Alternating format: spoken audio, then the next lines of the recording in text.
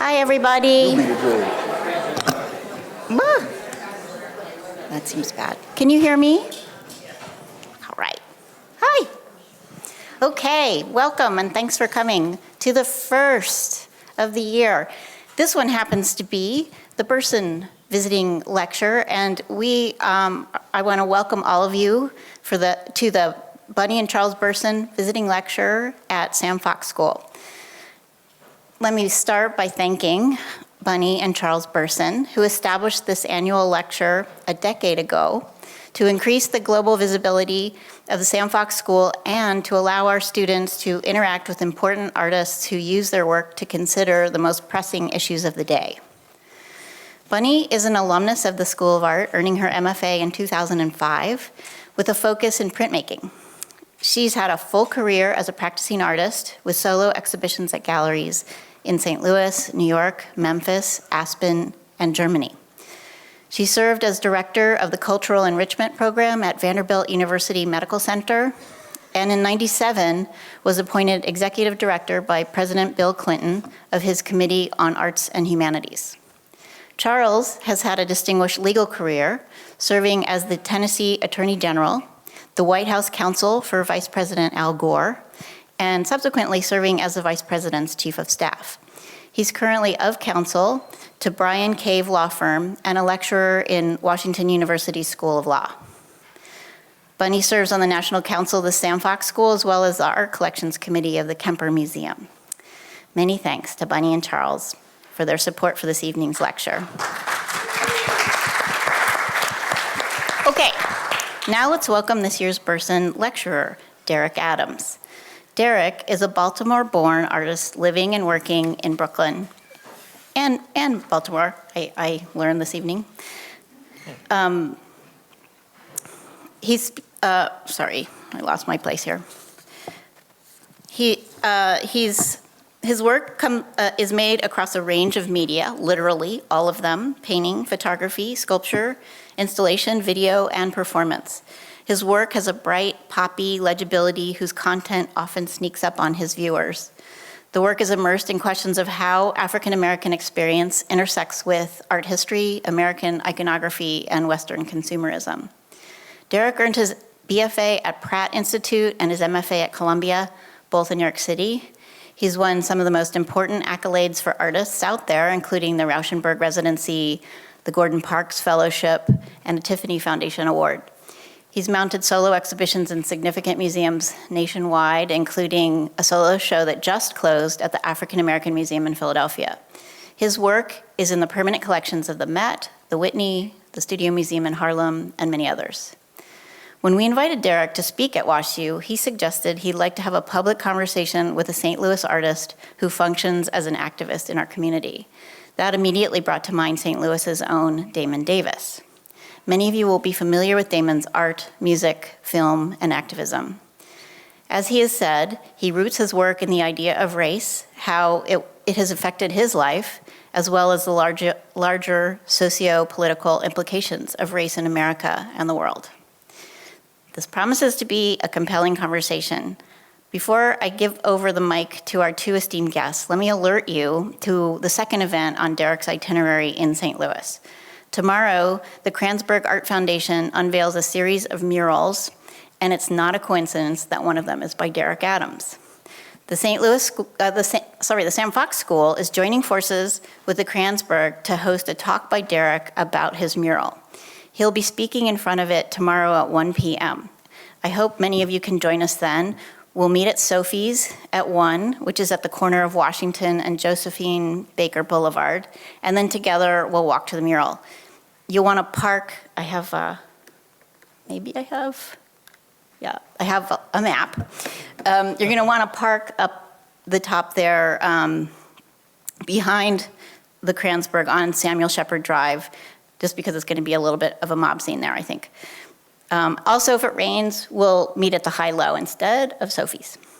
So, okay, finally, and without further ado, please help me welcome Derrick Adams in conversation with Damon Davis.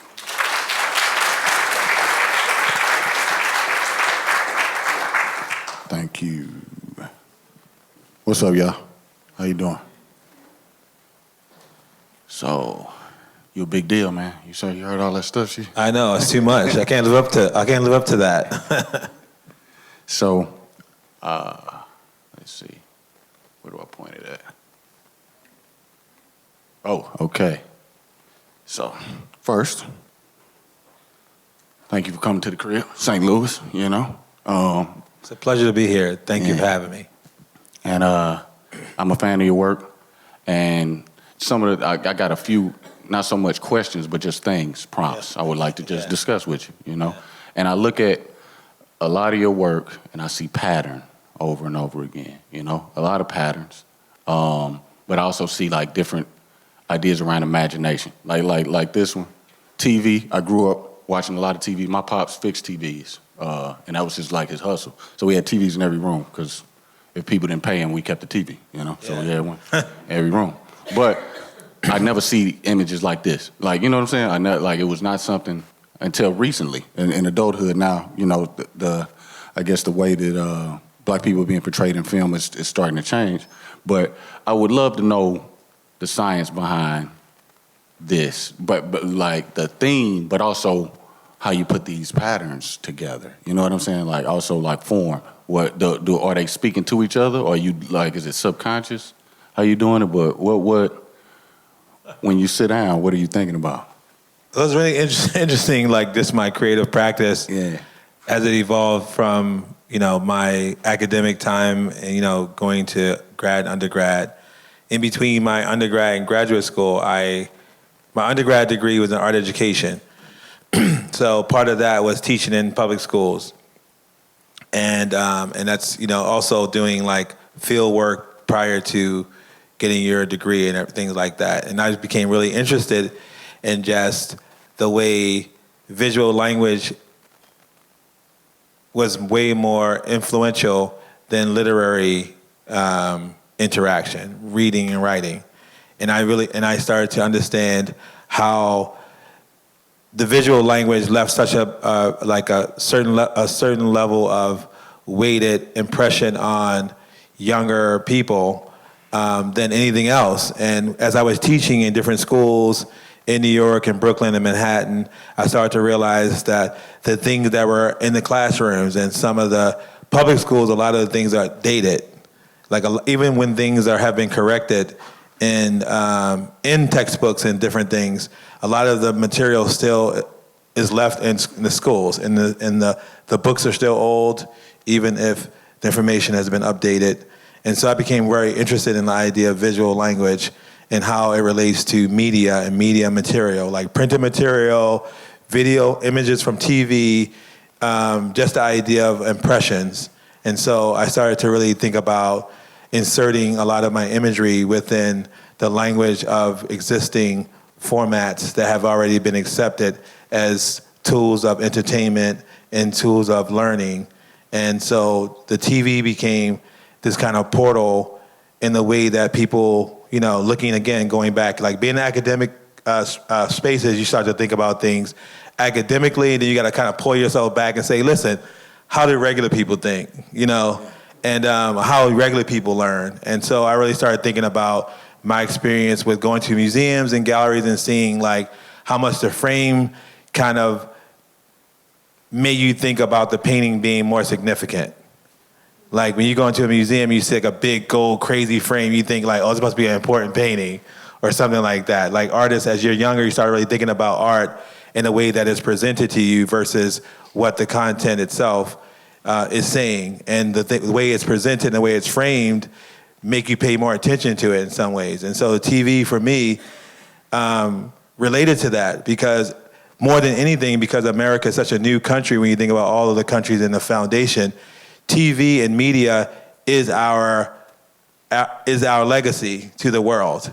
The images that we present through media has helped us to really influence other cultures, because we understood the power of media from a very early age after the Industrial Revolution. We really realized that you can sell stuff from TV, you can sell products. A lot of the shows that we watched weren't even really about the shows. It was like, what can we put on the show? what can we put on the tube where we can sell this soap powder? You could also sell ideology. So you could sell the idea that America is the best thing in the world. You can sell the idea that this is the way a nuclear family or a family should look. Or it's like a Bible. Yeah. The TV is like the Bible. So that really kind of brought me back into this particular body of work, and it was called Live and in Color. And I basically started by creating these three-dimensional structures that were made out of cardboard and shelf liner and paint. And that's the frame of the television, which is, dimensional. And then I started to kind of I give myself like these kind of like really structural things of things you can do and things you can't do. And so I started with kind of thinking about the color bar as this kind of, calibration of what we see on TV is based on this very simplistic breakdown of tones.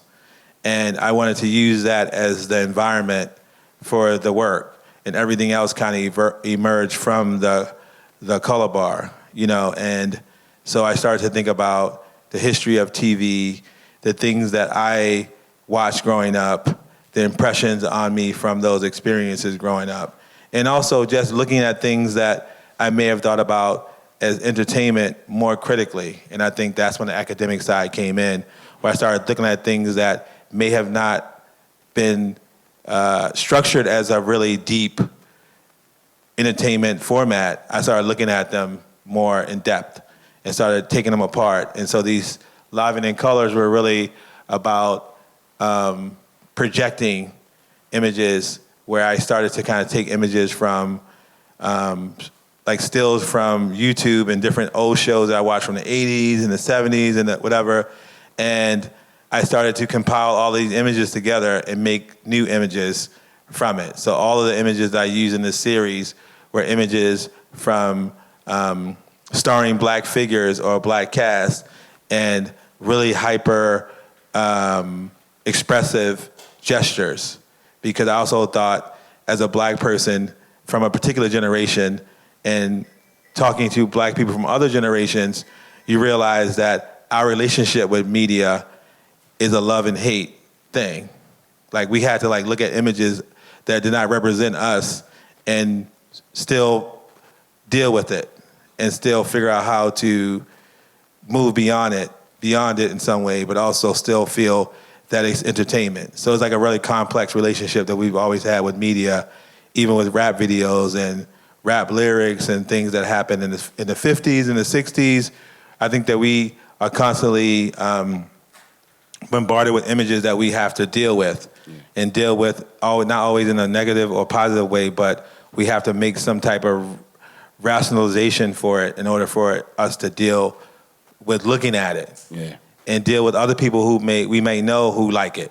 Yeah. You know what I'm saying? So it was like that. And so this kind of came out of that. Yeah. And I think in dealing with it, there's also it's just an undertone of understanding that you are being commodified, whether it's the truly you or truly a representation of your community. But the reason you seeing us so much and the reason you hearing us so much on radio or on TV is that it's a commodification of a specific type or a specific understanding of what blackness is, at least American blackness. Because white people are all over TV, but it's a gamut of what they look like. Yeah, it's more dimensional. The idea of black people on TV has a very, very particular, singular view, and that's not necessarily how my life really existed in general. Yeah, where I come from and my family members. So even seeing that was really interesting. And so, as an artist, you also have the power to kind of craft other realities. Because honestly, the main thing that I discovered being in an academic setting is that true oppression is, the power of it is the oppressed not being able to imagine a world without it.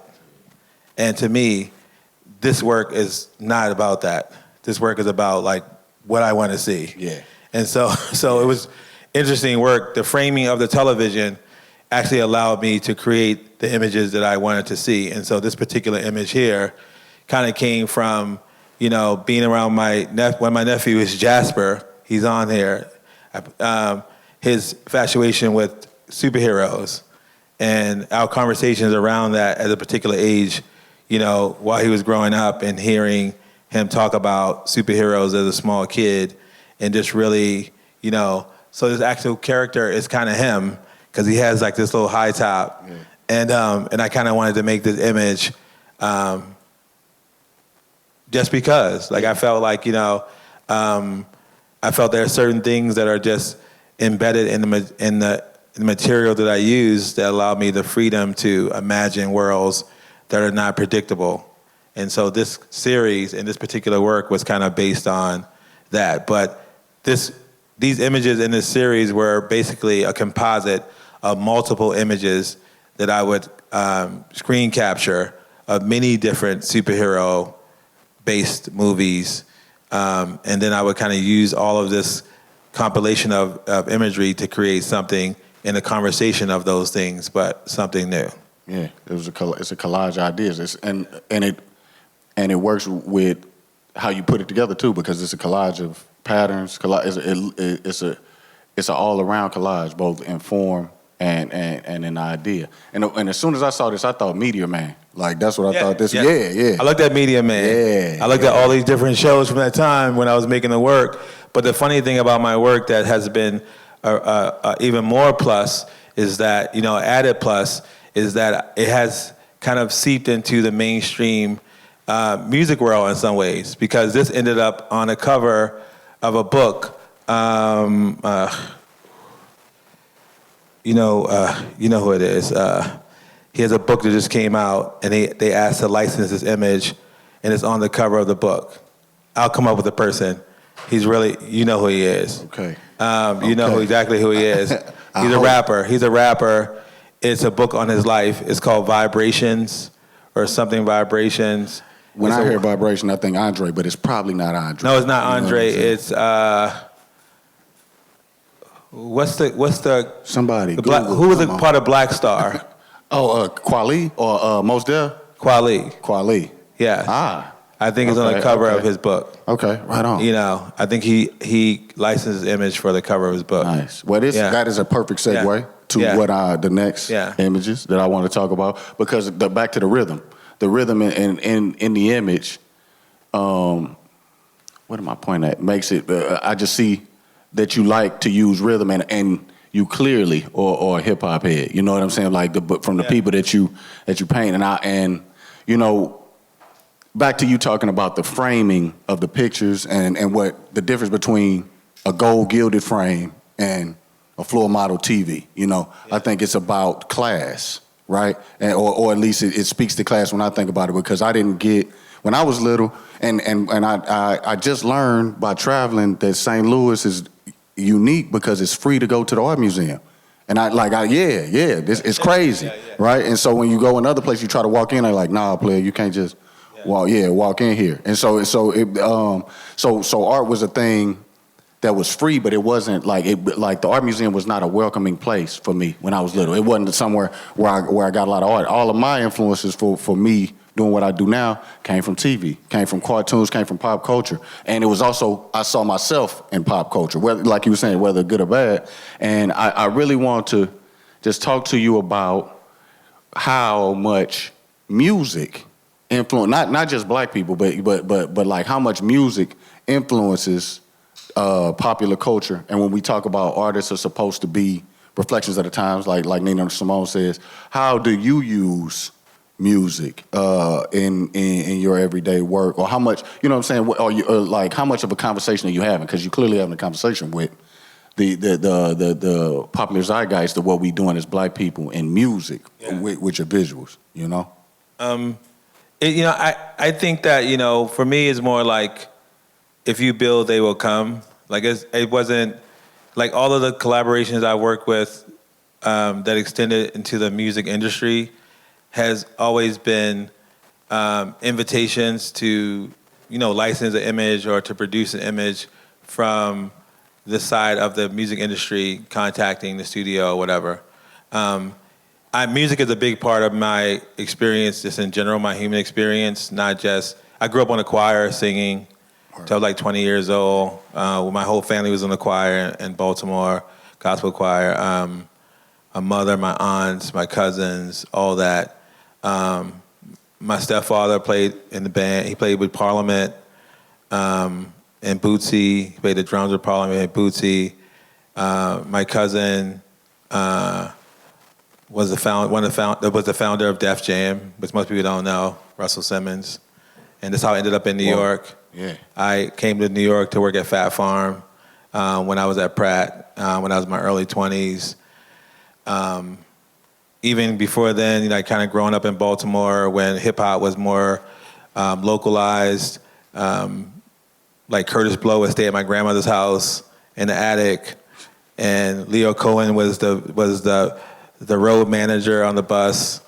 And so I kind of grew up around music and grew up around the music industry just as a kid around, and my dad playing in the basement and having like the Parliament, like the horn section would come and like gig in our basement and those type of things. I remember telling them to be quiet because I was doing my homework. So all those things kind of happened like around my time growing up in Baltimore, but that was things that were just happening in my atmosphere. And I didn't go to museums when I went on school trips, but I was fortunate that I had a really influential art teacher in elementary school, Miss Wilson.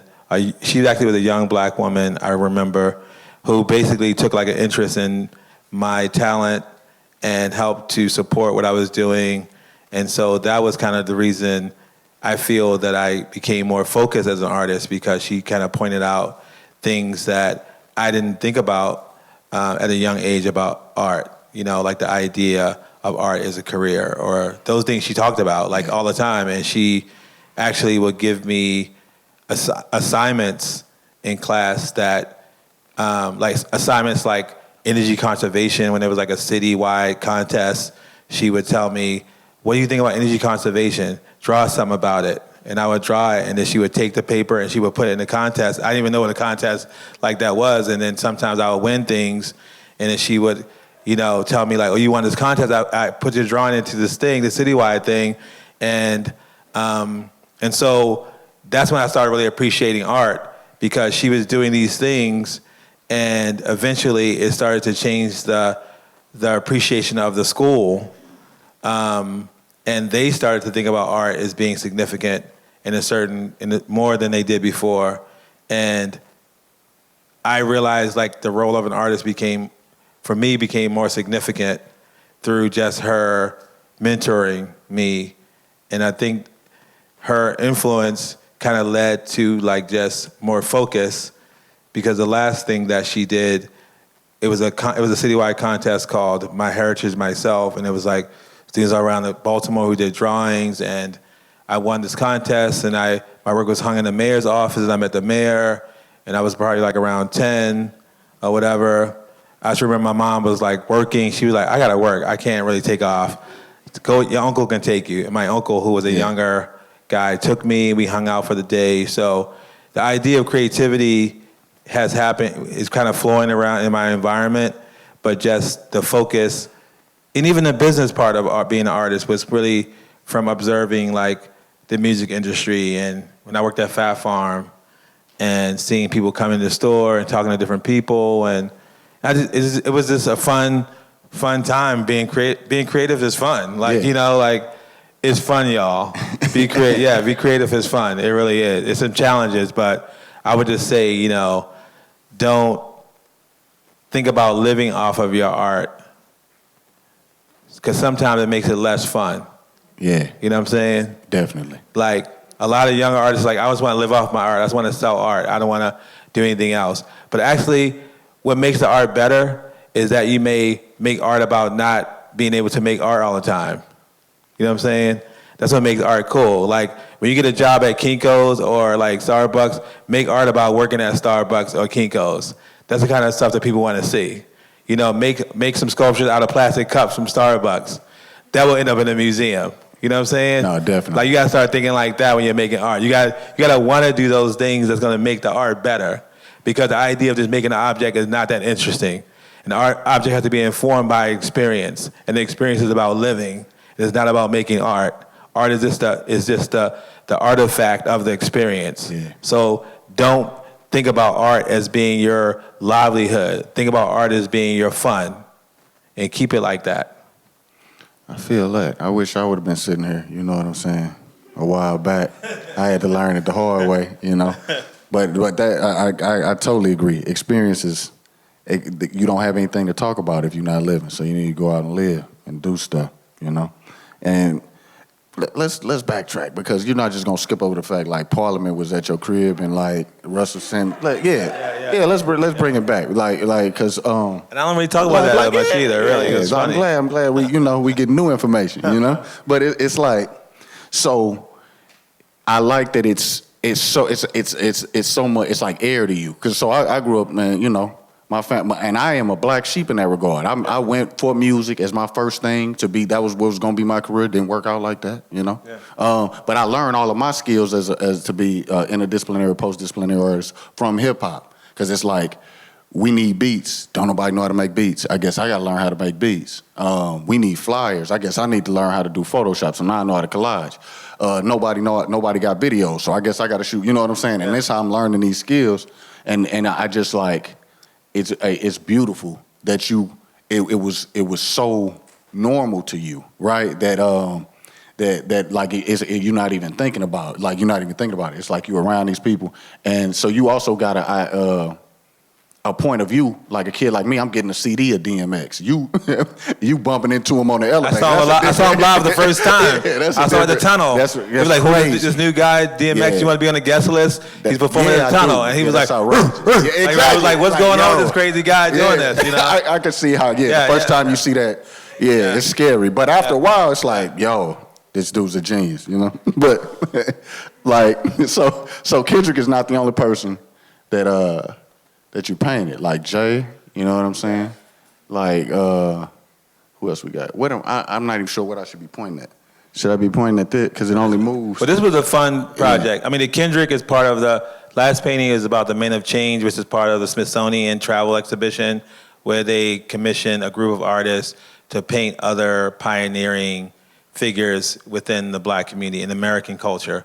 And so the Kendrick piece was based on that. And so they invited me to make a portrait to interpret how I felt about him and his place in society. And then with this particular, the other piece with Jay was my first NFT, which was, I was invited to, he asked me if I would make the NFT to celebrate the 25th anniversary of Reasonable Doubt. Yeah.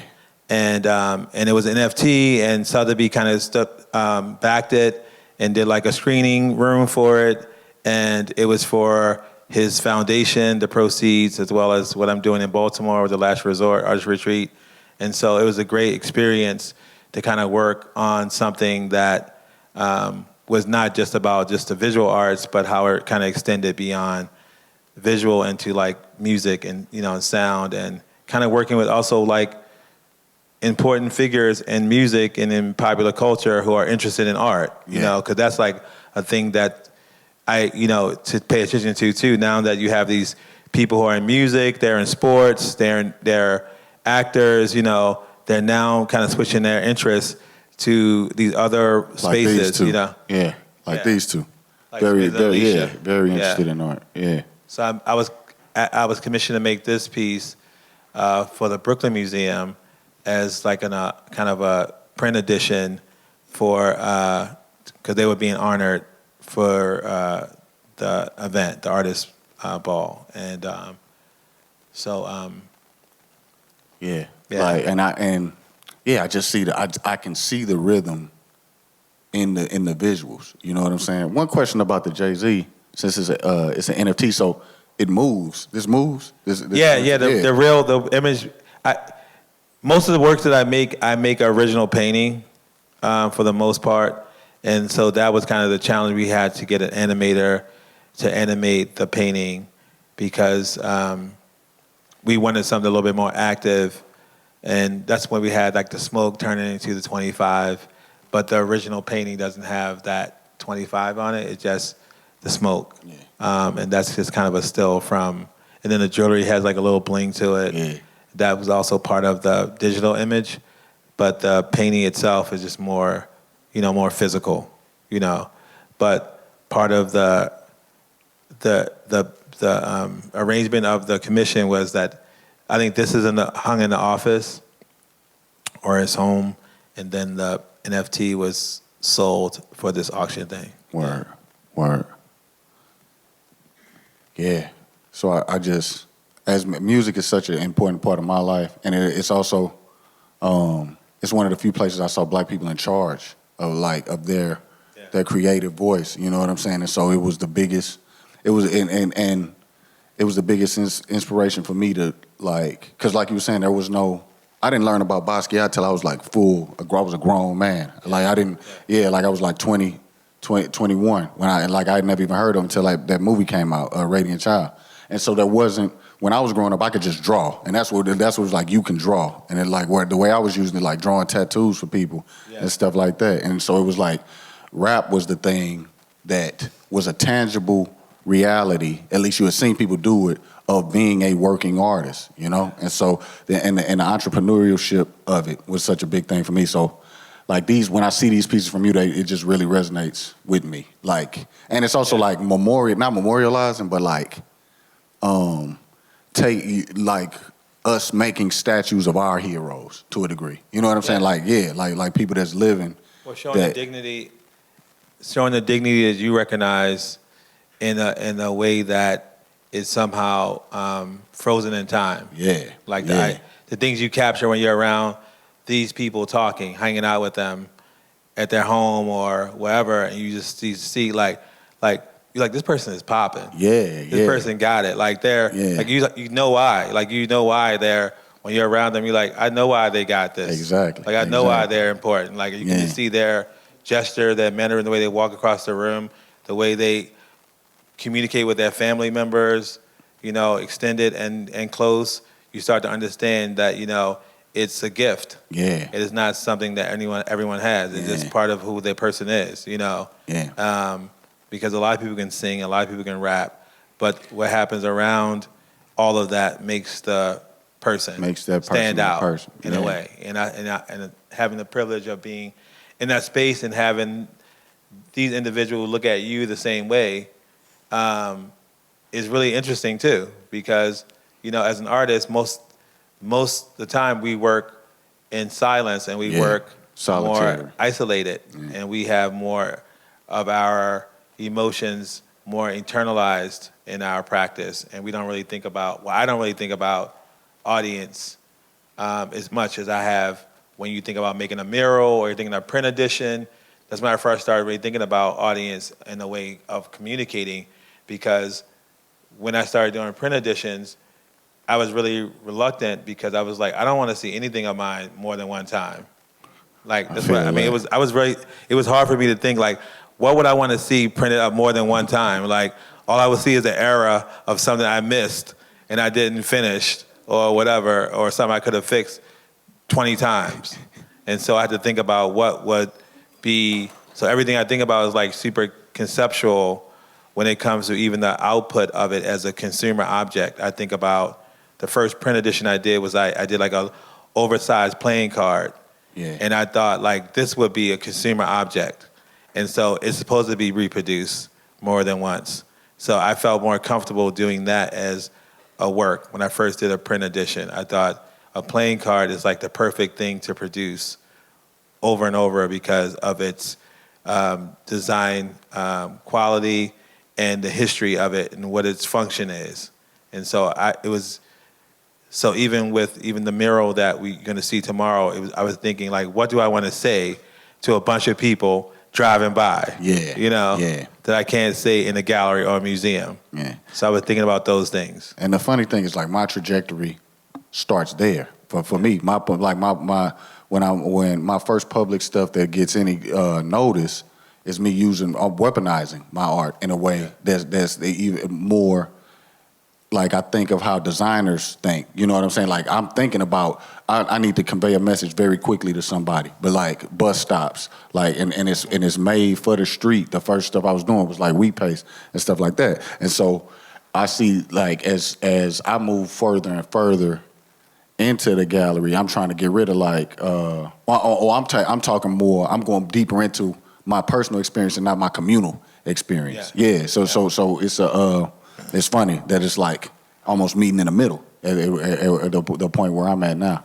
Is trying to my first stuff basically was much more public than the gallery. Yeah. I mean, I feel like, what happens with just the evolution of our practice and idea of making things, you start to understand how they operate in the world and how things you could work on, and you also start understanding what is for you and what is for other people and what is the things that are in between. But in my studio, I just get joy turning the lights on and looking at what's in my studio, like every day. Like I just love going in there and turning the lights on and just seeing, like, I was thinking of this and now it's here. It's probably like the way people feel when they have a kid. Yeah. It's like I was thinking of this, I was gonna have a kid and now I don't it's know here. if everybody be thinking about it before. Yeah. But I'm glad. Yeah. So I think like that. Like I'm like I was anticipating this happening and now it's here, and it actually is more than I thought it would be, or better than I thought it would be. And I think that's my normal experience on a daily basis. And that's the reason why, again, I said before, like I've always taught since undergrad and even went to grad school, because I always felt opposite than some people feel about if you teach, you're not successful necessarily in your art. I used to think that if you teach, you can always make what you want. Yeah. And you got something it would else you never could do. compromise your creative practice if you have a job. Yes. And for me, having a job and making art is two different things. Because to me, making art is not a job. It's fun. Yeah. And it's mine. And having a job is about sharing with people. And even if you make art and people get what you're doing or feel what you're doing, it's because you have tapped into the world and how through yourself and through your experience. And even though it's for you, you can do things that are for you, like parents do, that other people can benefit from. Like, and I feel like that's what my art in my studio is about. Yeah. And that's what I love about it. But teaching to me feels like I'm a public servant, and I like it. I agree. Because when I step into the classroom, like I'm working, and when I step out, I feel like my art is just my sacred thing of making things. I feel that. I am finally getting to the age where I have learned to separate. I'm making art all the time. Like, like it's my job and I'm thinking about what you're saying, like teaching and stuff, like something that's a getaway. But what I've learned to do is compartmentalize what types of art, or for you, or for the viewer, or if I'm trying to say something to you, we having a conversation right now, or I'm just saying this is that I could care less what you think about this. Yeah. I'm saying this, and I just think it's beautiful, and I want you to see it. But this ain't like I'm not trying to elicit anything from you. I'm not. Yeah, you know what I'm saying. So I think, but I knew that I had to make a conscious decision about that, because trying to speak to just things that like, it's a book I call Hyper Objects, right? And it's this dude talking about how there are things that are so huge that they supersede generations, like racism or climate change. It's such a big thing, right, that it's gonna take generations of people to, the same way it was made this way, for us to undo it. Yeah. And it's like, I only got so much time, so I want to talk. I only got so much time on the planet, so I really want to. And this started as something that was joyous for me, and I'm not going to let nobody take that away from me. So it was the idea that I had to compartmentalize situations. So I get, this is work and this is play. Again, perfect segue. Man, people can understand play from a personal perspective and still enjoy it from an audience perspective. I think sometimes people like to experience other people's process and self-discovery. Yeah. Yeah, I think sometimes, that's what music is. Exactly. All we do is we listen to other people's experience when we listen to music, and we try to relate to our experience if it makes sense. And if it doesn't, we just look at it as entertainment. And sometimes it's that. And it's another thing about music and art is you start somewhere. A lot of people get exposed, especially musicians. You 18 or 19, right? And that's who you think. That's what you're thinking about. That's who you are.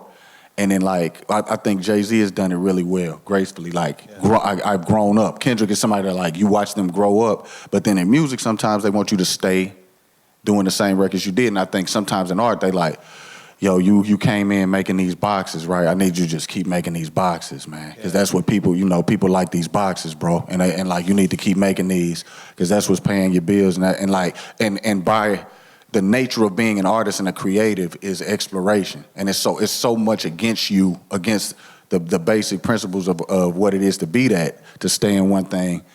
But there's some artists who can stay in those boxes and do pretty good. I think I think sometimes some artists are they're artists who are interested in venturing out into different places, and they just feel more compelled to experiment more so than other artists. But I also love to look at like artists of the past generation, and even more so where you look at artists who've been making the same thing for like 40 years, and you can see the nuances. And like you think about like Stanley Whitney and his paintings, or like Ed Clark or Frank Bowling or Howardina Pindell, or or even Cindy Sherman, artists who kind of have that lane and they're perfecting that lane. For them, they see a bunch of stuff in that lane that they could do, and like as audience, it's just about us feeling like we might want to see something different.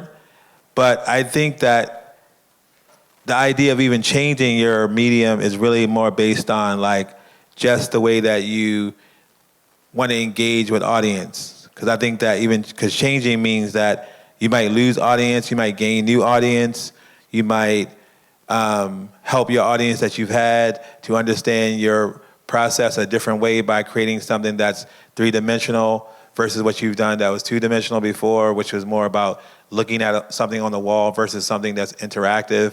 So I think that, for me, it's always like, how can I keep the conversation about my interests constantly evolving by activating different things that are still tied to my foundational philosophy of art making.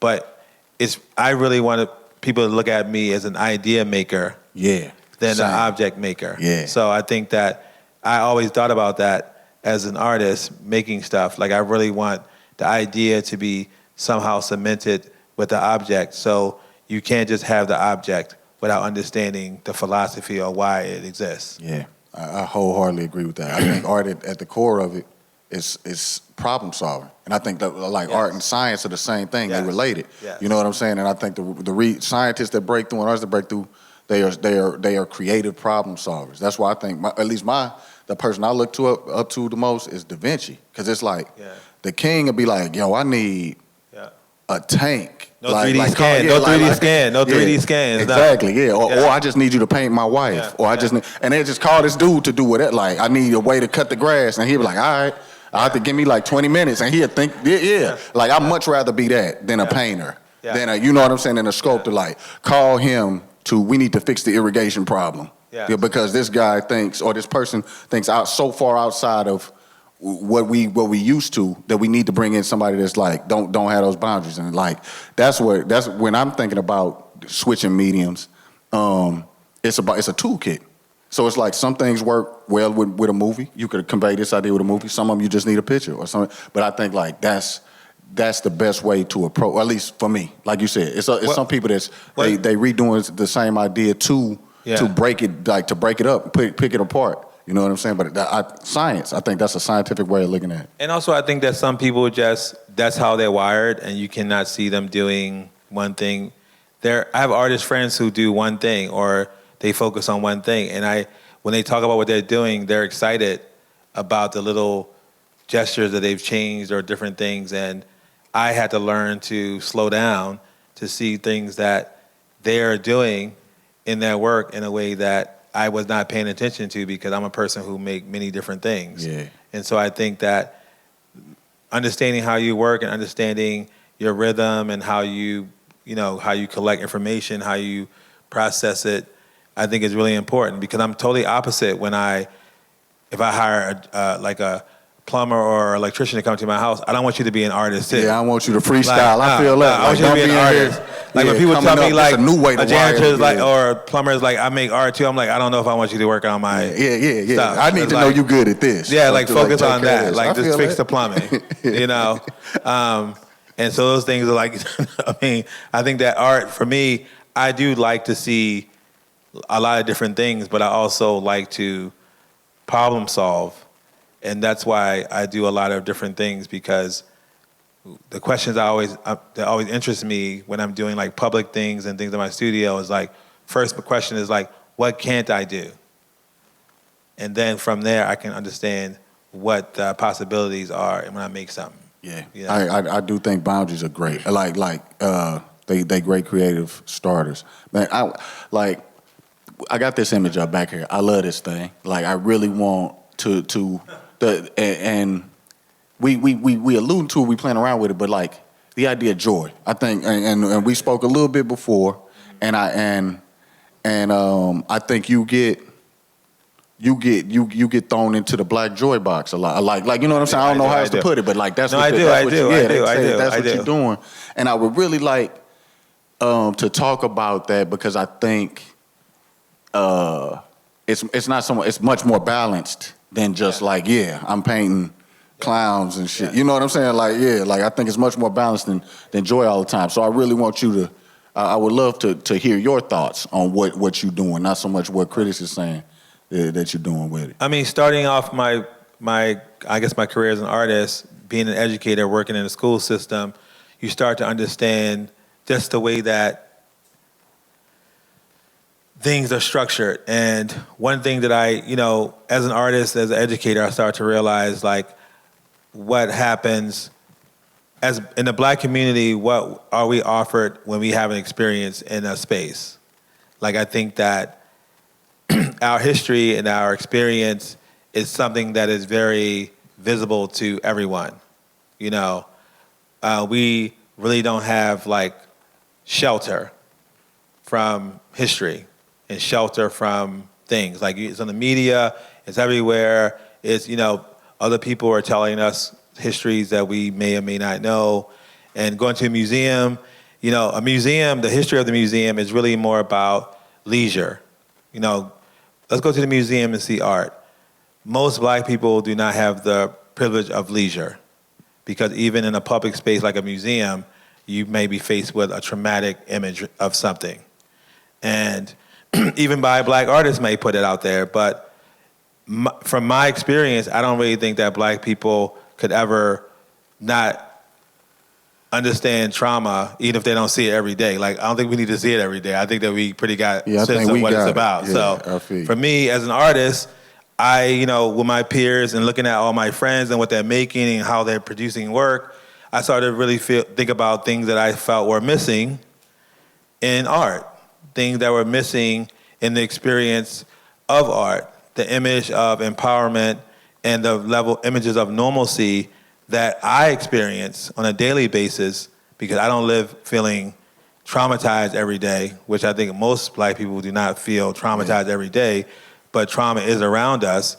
But the fact that we're able to still be here, because honestly, we weren't even supposed to be here. Yeah. That we are right now. Like sit up in this chair, We were not supposed to be sitting up in this chair. Speaking this language, none of this. So the idea that we're here and what we're doing is something that, the idea of joy from a black perspective is more political because that's not necessarily our position in the world or in the country by itself, was to be these advocates of like normalcy and the idea of the American dream. But the structure of America is about people coming up from nothing into something. That's kind of the foundation of the country.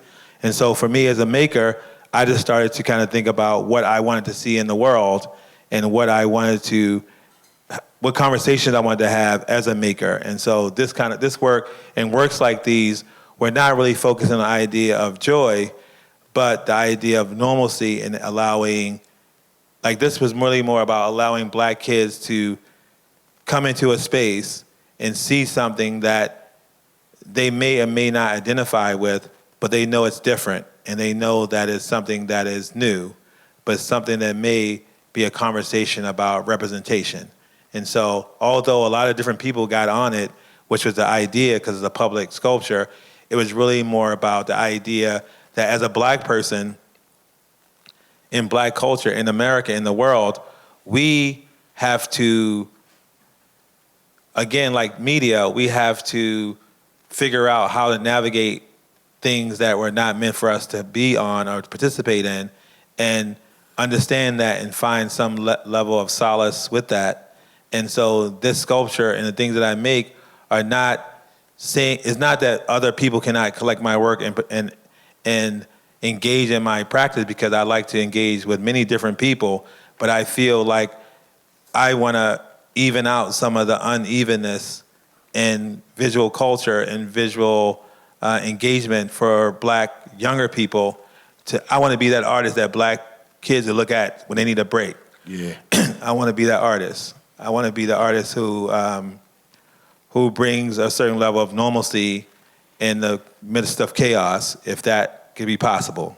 You know, so it's not really about joy, it's about feeling dimensional when you walk into a space, feeling human, feeling normal, and I want to make things that make people feel that way, and make people who are not black feel that they can support that, because it's, you know, it is, I think my work is American. Yeah. I think it's American. I think that the things I make is about a black person who is America, who feel that they have the power to make these things too. And I think about that when I'm making work. Like, what would a black American make if they felt empowered? And what would a black American make if they weren't thinking about what white people think about black people? I feel that. Because what I make work about. I make work about my family and the people I'm around, and how that feels to be safe and to feel comforted and feel community oriented. And I think other people feel those things too. I feel those things. I know other people feel those things regardless of their race. And so I feel that that's the entry point that I could spend time in, and other people can connect with, even if it's not necessarily about them. Righteous. And I think that happens by proxy, because if you, the more intimate or the more, like, this is an individual experience. You talk about lived experience a lot. Like, the more I dig deeper into my personal experience, if you tell the truth there, anybody that looks at it, no matter where they from, they can pull something out of the human experience from it. So I think, like, where you mess up and where you make things cliche in a bad sense is that you trying to cover a bunch of ground for all of the people that look like you, or all of the people that's in the gender that you identify with, or because people are too different for you. For you one person. Do that. Yeah. And you don't got enough time. I'm just making what I want to see That's first, what I'm saying, yeah. And I'm hoping other people want to see it too. Yeah. And I'm also looking around and seeing what's not being made, and thinking about my place in this world as a creative, and what impression I could leave on the world that's uniquely mine, but is also something that could be shared. And so those are the things that I think about, not while I'm making the work, but I think about it, and I hope that I don't have to make a conscious effort to think about that when I'm in my creative mode, but I'm hoping that will be the effect of all those different things of understanding. And I had a particular life. Like, I grew up around people who started record labels. Yeah. I grew up around people who played, with George Clinton and Parliament Funkadelic. I mean, I also ran a gallery for a long time, but most people don't know. That was part of, Russell Simmons. He opened a Rush Arts Gallery in '96, and I was working at City Hall at the Art Commission as an intern when I was at Pratt, while I was also teaching, doing field work at Lower East Side School, elementary school, and they opened a nonprofit gallery, and I started helping them out and working there, and I ended up running the gallery for like 13 years, starting from about 25, 26, making art while I was doing that, going to grad school, showing a lot of artists that most people know. I mean, in the time I was there, I gave many artists who people know shows. Like Simone Lee's first show was there in 2000. When Geisha Mutu's show was there in 2000. Kende Wiley's first show was there. Micheline Thomas' show was there. Leslie Hewitt's show was there. Caleb Lindsay's show was there. Even Jacoby Satterwhite was my last show. He was my student at Micah when I was first teaching there at Micah in 2009. So I was working at a gallery, nonprofit gallery, the whole time while I was making art at a time where there was no necessary market for contemporary black art. And my job was to really help spearhead this space we're in now with just kind of carving out. And I learned a lot because I was an artist. I knew what artists wanted. So it was very easy for me to be in conversation. I just had a conversation with Jamel Shabazz last week at Bronx Museum, and I was the first show he exhibited in New York when I ran the gallery. He had just retired from as a correctional officer, and I was in the gallery, and he brought it up in our conversation, and he said that he had just retired, and he was thinking like, I want to be a full-time artist, and he came into the gallery, introduced himself to me, he showed me his portfolio. I created a show based on the photos he sent me. That show included him and Kehinde Wiley and a lot of other contemporary artists, and that was the beginning of like his exhibition career as an artist. And he brought that to my attention when we had the conversation. I probably was around 30 at the time, 29, 30. So, I mean, my work is really based on my experience and the liberties that I've been able to have as a person living in a particular space, supported by of other creatives and business people who, and also my cousin Danny Simmons, who's Russell's brother, who's an artist, and he was a mentor. Like, I came to New York in the summers and hung out with him, and he took me to galleries and he curated shows, and so I was exposed to art, but I was exposed to art as it relates to social practice at a time. And it's so funny because I always say that I think that black people created social practice art because they were not selling anything until like 10 years ago. So all of it was social practice. Everything was about like having a party. So it was about having art, then having someone bring food, and then having someone play jazz, and then people have their kids there. That was happening from like the 70s all the way up until early 90s. And then in the 90s, when everything kind of shifted, then the model of like just expectations of what artists want and what artists was expecting kind of shifted. Because before then, when I ran Rush Arts Gallery, we had shows with Howard Dina. We had shows with Ed Clark and Frank Boland, Africoba. And no one, it wasn't a sales show. It was just a nonprofit exhibition with food and drinks and music. And that was what people thought was a successful opening, And so I kind of came from that space of community. So for me, art is fun. It's not like a job. Yeah. And what I'm hearing and that you ain't said yet is like, you was at the epicenter of like imagination. So see, like it's a thing about being in a place where everybody's imagination is turned up, like from being a kid. Because I mean, just looking at images of Parliament, they huge imaginations, right? So like that's in the house with you, right? And then you go and then you in charge of a gallery. People are bringing you their interpretation of the word and imagination. And so that's one of the things that resonates with this one for me, because I like myth. That's my thing. I like myth. But when you talk, we got a chance to speak earlier, and we was talking about like just lived experience and how that comes up in your work. And I really like the idea of something that can't be lived with black people in it, like a unicorn. Like you know what I'm saying? Like, why can't it be black? It's fantasy. Like, exactly. It can be purple. Like there's no way. Yeah, it should be any color. You can make it any color you want a unicorn to be. It's not a real thing. Exactly. So for me, I'm like, why can't it be a black unicorn? Yeah. So when you see superheroes, like why? Like they get mad that you change the color of the superhero. Like this isn't a real person. Yes. Like this is not, like, you know what I'm saying? This is not a biopic. This is not a real thing. It's imagination, but the idea of imagination and reality in the structure of media culture is very skewed because some people believe in fantasy as reality, and that's the power of media. Yeah. And I think that's something I like to kind of hang out in and work around a lot. I agree. And so that's kind of where these objects came from, because when I put a public sculpture out in the world, I always think about social engagement. Like, I think that when an artist puts a sculpture out in the world for people to look at, is a different type of ego. And then when you put a sculpture that people can engage with and touch and do whatever, it's another level of vulnerability that is humbling, because you can't control who's going to engage with it.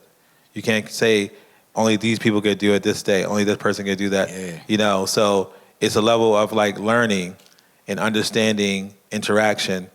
And when I was invited to do this installation in Rockefeller Center, I was excited because I kind of understood the flow of people coming through, and I always kind of go right to like the next generation of people. I feel like this generation can't be helped. Yeah, I like agree. I feel like the next Let's generation, move, let's focus on them. Like I'm always thinking like, let me focus on the next generation. I'm with Like you. so every time I'm making stuff, I always think about like a capsule. Like how can you put something in the future? How can you project something in the future to seem like it belonged there for people who engage with it in the future? So that was kind of the motivation for that. Like what can I put in this space that a kid or people who don't understand the heavy weight of what's going on in the world can come into the space and enjoy it in the way that it was meant to be.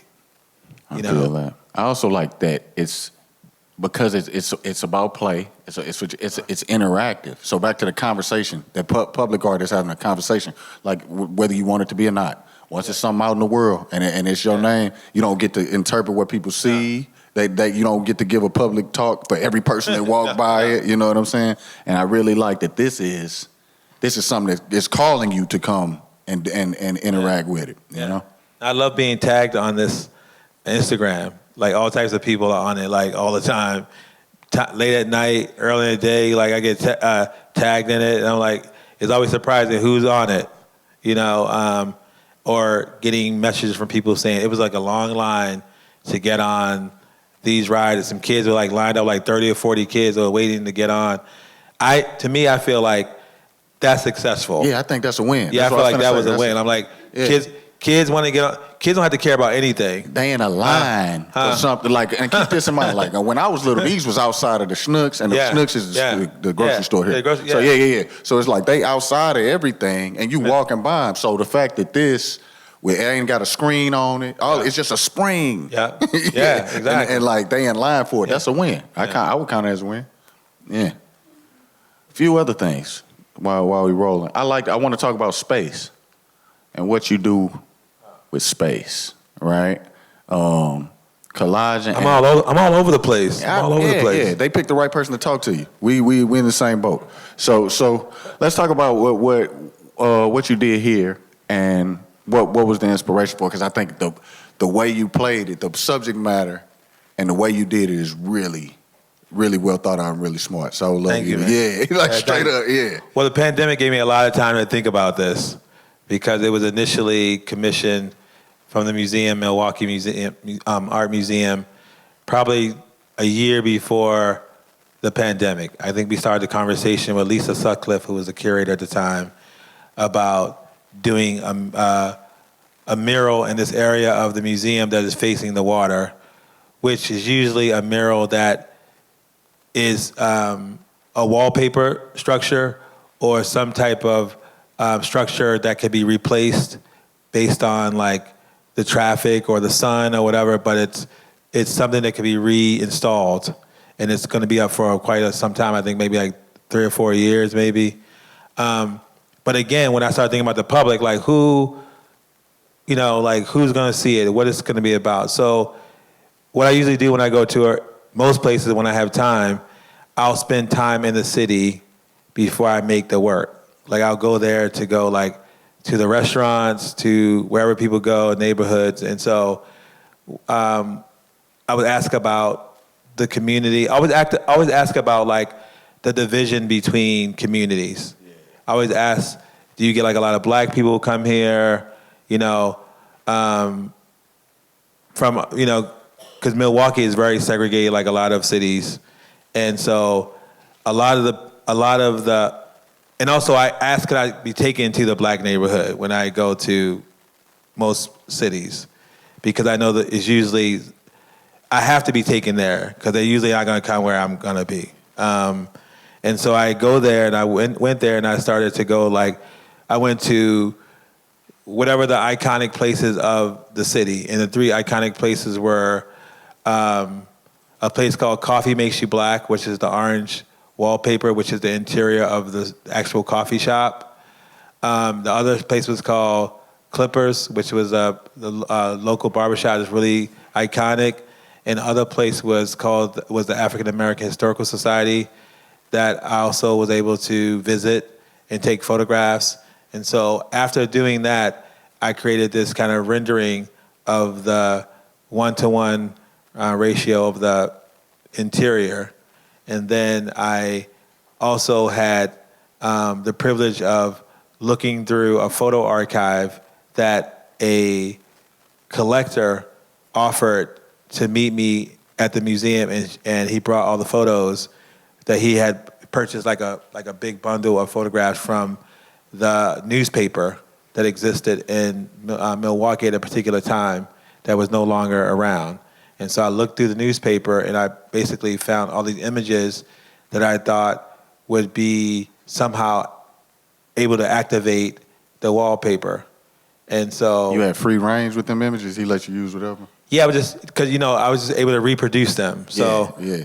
I looked through all the images, and I kind of pulled all the images that were somehow related to what I was trying to convey with the work. And the thing is, I was looking for images where the images of people who felt, I was looking for images that really talked about Americanism from a black perspective. These images are from a time where people, at a particular time in America, it was like, this is the American dream. Buy a house, have property, be an entrepreneur, these different things. And I was reading a lot of these photographs that were archived had like a little description from the newspaper on the back. And it would say, the first home buyer, they would say the person's name. They would say, Mrs. Jenkins at 447 Johnson Street purchases her first home. Or it would say, this woman gets her first bank loan. So some of the photographs were like promotional images to promote like this whole idea of being American and like having your own thing, Upward mobility. So I was looking at those images without even reading them. I was first I did a quick pass through to look at all the images that I disliked based on the posturing of the photo. And then I went back to the same images again to edit them out by flipping them over and reading the back. Because I had to kind of edit some stuff down. And then I started going with the images that just automatically kind of connected to what I thought they were projecting from looking at the posturing of the subject. But the highlight, after I made the whole thing and I made the drawings, the collages and stuff, so I made the actual physical collage that are smaller and scanned it, big scan, and then blew it up as wallpaper, but it was a physical collage. But the best part, the highlight of it is the museum had an effort to reach out to all of the people who were in the newspaper, and they reached out to a lot of the people who were still alive, and they came to meet me. They came to see. They came to meet me. When I came in town, they wanted to meet me, and some people before I came had never seen themselves in the paper. Whoa. Like, I guess the paper was not popular for them to read. They were having kids, whatever. One woman who's a judge now from the Caribbean, she moved. It was a picture of her. Her son brought her there for her birthday. And then a lot of people were coming, to tell the museum exactly what was happening in the photograph and like how old they were. And they felt, and people said to me, never been to this museum. Some people were like 60-some years old. Wow. Some people say I was here once at a school trip in the 70s, whatever, when they were younger. But when I came to do like a talk, a lot of the people who had come before, who were now elders, came to meet me at the museum. And it was very moving. And a lot of them were very accomplished for some reason. I guess I picked good. I don't know. Like, Yeah, people yeah, came you know there, what I'm saying? they were like, I did this, I was doing this, I moved here, I did this. You know, I came from down south. My parents moved here, came from the Caribbean. So a lot of people had all these interesting stories, but a lot of the things that was really consistent about the photographs is that they were very proud of the photograph they were taken in and what it was about. And they also talked about like their parents. So it was actually, I try to do things when I can in states and cities where I do things where I can learn too about the city. Like I want to learn about this relationship of the city. And I think that during this time that I made this piece, because it was happening during the whole pandemic time, we were doing mostly things virtually and moving things back. It was kind of a healing mural for the city because I think it brought people together in the city because there were people who had a certain level of thinking about the museum in a more negative way. Yeah. They came to the museum and the museum welcomed them and was happy that it was like you work at a job, you want to have something fresh and new and a new experience. And I feel like this brought a new experience and a new audience into the museum and created a conversation that some works in the museum where the artist is not around, some things in the museum where the subject of the art is not present to have a conversation. This was an opportunity that you can actually talk to the people who are in the work. You know? Yeah, and it's a big thing.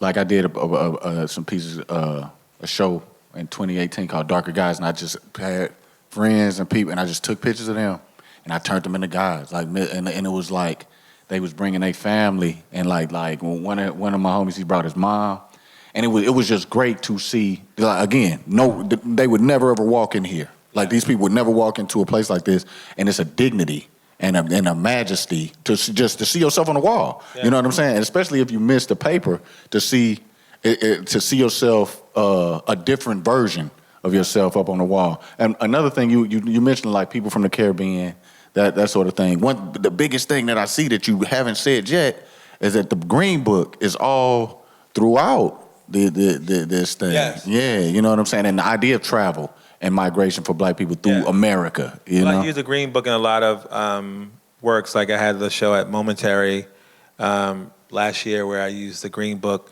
as kind of a backdrop to talk about mobility, about, again, the American dream. The Green Book kind of came out of an opportunity to assist black travelers in experiencing what was being promoted on the billboards and the advertisements at the time. After the war, it was really about get out, go do stuff, take your family on trips, these things, but it was a dilemma. The idea of safety was an issue. And Mr. Green, Victor Hugo Green and his wife Alma Green, and Victor was a postal worker full-time in Harlem. He decided on his own time after work to create this publication. It was something that he just did on the side. His wife actually put it together, and he published it in the Bronx at a Jewish publication after hours, I heard. So the best thing about making work that's historic, you hear all the stories around it. You hear like that it was printed at a Jewish printing place in the Bronx, and the guy who worked there could only print it when the business was closed because he wasn't able to do it during the day because of, it being a black guy that kind of doing this thing, and that Victor Green, he compiled the data at his annual postal workers union meetings. That's how they were able to share information, because postal workers would come from different cities and bring like advertisement interests from different restaurants and stores, primarily black, but there were some non-black restaurants who welcomed black travelers who were listed in the Green Book. But the thing that was so eloquent about the endeavor and the success of it is that his intention, which is the opening statement of the Green Book, is that it was supposed to have been a temporary solution. Like he even said it. He said, I'm creating this publication that it won't exist forever, and that is just a temporary solution for a situation. And so even in his speaking of it was so eloquent because he understood the dignity and the self-empowerment to not even entertain the idea that he didn't feel he had the right to do these things. It's really more about this is just helping us to connect with each other in a way that we connect. Yeah. And I'm just creating a system that will help you to get around certain issues. And that's basically what, if you read the Green Book opening, it sounds just like that. Yeah, and just that idea of that he can imagine a world where this won't be needed. That's Afrofuturism, and that's never talked about in that genre. Like it's always That's like why we in space. That's why I made the show. I made the show based on him. I was really exalting him and his wife. It wasn't really about the trauma around the Green Book. The fact that a regular citizen who works all day delivering mail comes home and do a publication. No one does that. You know anybody who works all day at their job for the city or the state and then come home and do stuff for other people? Rarely that happens. Every now and then you meet a special person in your life who's like that, but the fact that he actually created an archive without actually trying to create an archive, because a lot of places are no longer in existence, he still created a roadmap for you to know what was there and who owned stuff and who was an entrepreneur. And it creates if you look at the Green Book based on cities like Milwaukee and other places, you get to understand the whole language around certain things, and even hearing conversations about places that existed before in Milwaukee or in New York or in St. Louis. Like the Green Book has a listing of many places in St. Louis that existed that are no longer around. But a lot of those places, again, the most important thing to know about these places is that these were all self-funded places. Yeah. These were not places that were supported by any banks or anything. A lot of the people who had these restaurants were people who were doctors or lawyers or other practitioners who took their own money and built like a hotel or built like a community center, because when people would come in town, they had nowhere to stay. So they used their money as an entrepreneur to create other opportunities for a community. Yeah. So I guess Mr. Green wasn't that different. You made it seem like, well, who goes and does all of this work for this time and then come in? everybody in the book, basically. Yeah, exactly. You're in the book. You're right. You're right. Yeah. So it's timing. Yeah, time. Oh, okay. Time, yeah. Nice. Oh, that's good. I usually got to push it to the crowd usually, so I run out of stuff to say. Gone over. Okay. Is any questions? Yeah. Are there any questions? I just asked all mine. So. Yeah. Go ahead. Yeah. You said you're a teacher as well. What would you say, you want your students to take away from this class? Well, funny, I just started teaching this last week, and I teach senior thesis at Brooklyn College. So my job is really situating students in that first studio. I don't know. Honestly, I think that